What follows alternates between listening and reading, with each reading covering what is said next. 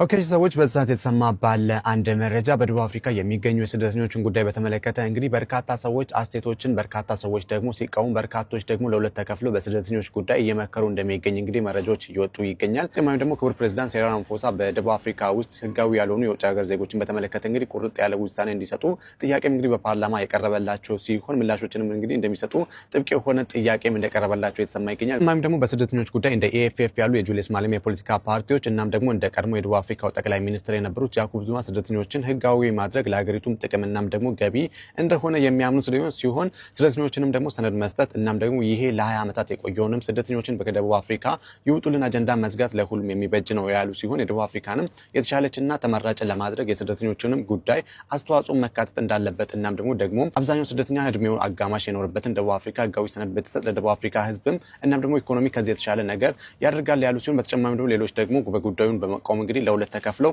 የተከራከሩበት እንደሚገኝ መረጃዎች እየወጡ ይገኛል። አዳዲስ መረጃዎችን በዚህ ጉዳይ ካገኘው እማደርሳችሁ ይሆናል።